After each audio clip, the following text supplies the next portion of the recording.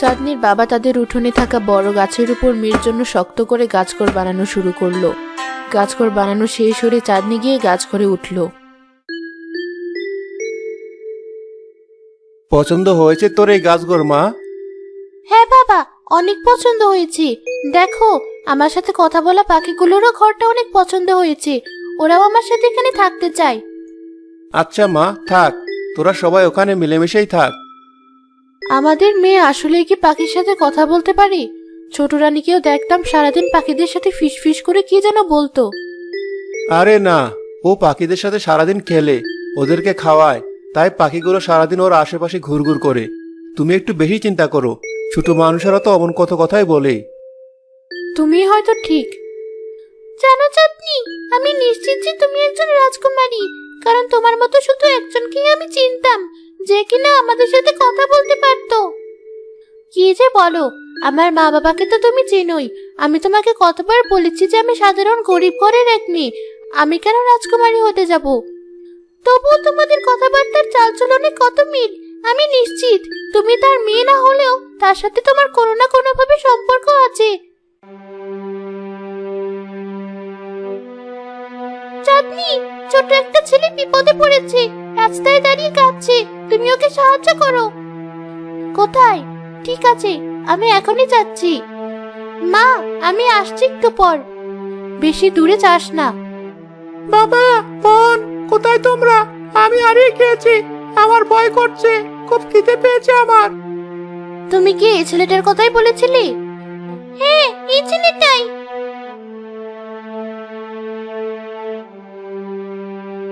মা, তুমি? না, আমি তোমার মা না। তোমার কান্নার শব্দ শুনে এখানে এসেছিলাম। কি হয়েছে তোমার?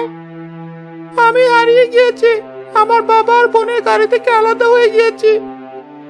আচ্ছা, আমি তোমাকে নিয়ে যাচ্ছি ওদের কাছে। পাখি, গিয়ে দেখো তো ওর বাবা আর বোন কোথায় আছে। আমি জানি ওরা কোথায় আছে, তুমি চলো আমার সাথে। চাঁদনি রাজের হাত ধরে রাজার গাড়ির কাছে পৌঁছালো।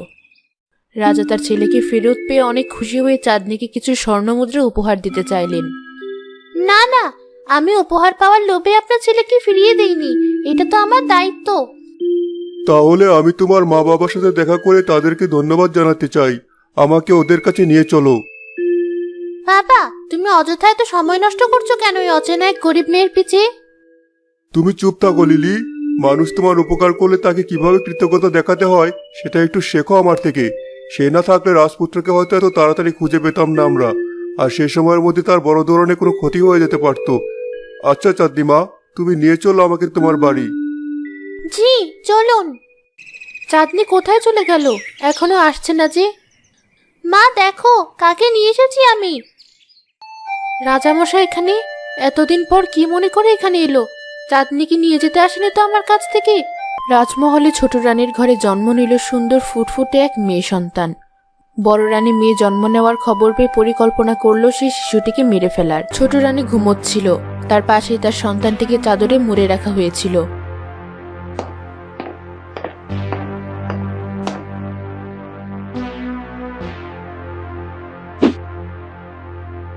এরপর ছোট রানীর দাসী বেলা সেই ঘরে ঢুকে।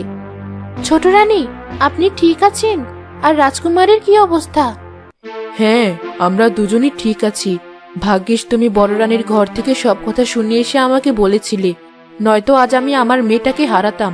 কিন্তু এভাবে আর রাজকুমারের জীবন ঝুঁকিতে ফেলা যাবে না। এখনই রাজামশাইকে সব খুলে বলতে হবে। রাজামশাইকে এ ব্যাপারে বলে কোনো লাভ হবে না। তিনি বড় রানীকে অন্ধের মতো বিশ্বাস করেন। উল্টো আমার মেয়ের জীবনের ঝুঁকি আরো বাড়বে। কিন্তু ছোট রানী, এভাবেও তো রাজকুমারী নিরাপদ নয়।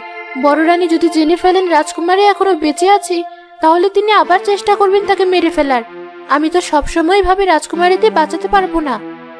আমি একটা বুদ্ধি পেয়েছি রাজকুমারীকে বাঁচানোর। কি বুদ্ধি? তোমার তো কোনো সন্তান নেই, তাই তুমি যদি আমার মেয়েটাকে নিয়ে গিয়ে পালো, তাহলে তোমারও সন্তানের অভাব পূরণ হবে, আর আমার মেয়েটাও বেঁচে থাকবে, সাথে ভালো দুজন মা বাবাও পাবে। এ কি বলছেন ছোট রানী? আমার মতো গরিবের ঘরে রাজকুমারী বড় হবে? সে তো কিছুই পাবে না ঠিক মতো, তার অনেক কষ্টে বড় হতে হবে। আর যদি ওর কোনো ক্ষতি হয়, তাহলে তো আমি নিজেকে কোনোদিন ক্ষমা করতে পারবো না। তুমি বেঁচে থাকতে আমার মেয়ের কোনো ক্ষতি হবে না আমি নিশ্চিত, আর আমার মেয়ে আমার মতোই হবে। যে কিনা কষ্ট করে বেঁচে থাকতে পারে। তাই তুমি কোনো চিন্তা করো না, ও ভালোই থাকবে তোমার কাছে। এই নাও, ওকে কোলে তুলে নাও, আর আজ থেকে ওকে নিজের মেয়ে বলে পরিচয় দিবে সবার কাছে। বেলা রাজামশাইকে দেখে তাড়াতাড়ি মাথা ঘুরিয়ে বড় করে ঘুমটা দিল মাথায়। রাজামশাই পেছন থেকে বেলার সাথে কথা বলতে থাকলেন। আমি আসলে এসেছিলাম আপনাকে ধন্যবাদ জানাতে। আমার ছেলে আজ খেলতে গিয়ে হারিয়ে গিয়েছিল। চাঁদনি ওকে দ্রুত সময়ের মধ্যে খুঁজে আমাদের কাছে না নিয়ে আসলে আমাদের ফিরতে দেরি হয়ে যেত, আর রাস্তায় হয়তো আমাদের ডাকাতের মুখোমুখি হতে হতো। ও আচ্ছা, সমস্যা নেই, আপনাদের ফিরতে দেরি হয়ে যাচ্ছে, আপনারা এখন আসতে পারেন। জি যাব, কিন্তু তার আগে আপনার কাছে একটা অনুরোধ ছিল। আমি চাঁদনিকে আমার সাথে নিয়ে যেতে চাই। না, আপনি আমার মেয়েকে নিয়ে যাবেন কেন? নিয়ে যেতে দেবো না আমি ওকে কোথাও। আরে আমার কথা তো শুনুন আপনি আগে। আপনার মেয়ের নিরাপত্তার দায়িত্ব সম্পূর্ণ আমার। আমার ছেলে এই অল্প সময়ের মধ্যে ওকে অনেক পছন্দ করে ফেলেছে, তাই আমি চাচ্ছি ও কিছুদিন আমাদের সাথে থাকুক। ওকে নিয়ে কয়েকদিন রাজমহলের আশেপাশে বেড়ানো শেষ হলে আমরা আবার ওকে ফেরত দিয়ে যাব। কি হয়েছে বেলা? কে এসেছে আমাদের বাড়িতে? রাজামশাই এসেছেন, তিনি চাঁদনিকে তাদের সাথে কয়েকদিনের জন্য রাজমহলে নিয়ে যেতে চান। ও, এ তো খুব ভালো কথা। আমাদের চাঁদনির অনেক আগে থেকেই শখ রাজমহলে ঘুরতে যাওয়ার। তুই যা রাজামশাইয়ের সাথে, তিনি নিজে তোকে নিয়ে যেতে এসেছেন, তাকে মানা করা ঠিক হবে না। কিন্তু তুমি চিন্তা করো না, চাঁদনি রাজামশাইয়ের কাছে নিরাপদেই থাকবে। সারাদিন গাছে গাছে ঘোরার চেয়ে আর গাছ গড়ে বসে থাকার থেকে ওখানে যাওয়াই ভালো। এই গাছ করে মানুষও থাকে, তাও আবার এত বড় এক মেয়ে। আমাদের পাহারাদার কুকুরগুলো তো এর চেয়ে বড় ঘরে থাকে। হা, হা, হা, হা। অনেক হয়েছে মজা লিলি। চাঁদনি, তুমি চলো আমাদের সাথে। রাজামশাই তার গাড়িতে করে চাঁদনিকে নিয়ে রাজপ্রাসাদের দিকে রওনা হলেন।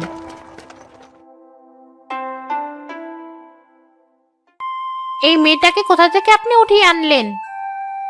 ভালোভাবে কথা বলো। তোমার দেখা দেখি তোমার মেয়েও সব আদব কায়দা বলে যাচ্ছে। এই মেয়েটা না থাকলে আজ হয়তো আমি আর রাজপুত্রকে ফিরে পেতাম না। তোমার উচিত ওর প্রতি কৃতজ্ঞতা প্রকাশ করা। মোহরের লোভে হয়তো এমনটা করেছে। কটা মোহর দিয়ে দিলেই পারতে। কি দরকার ছিল এমন একটা মেয়েকে রাজমহলে তুলে আনার?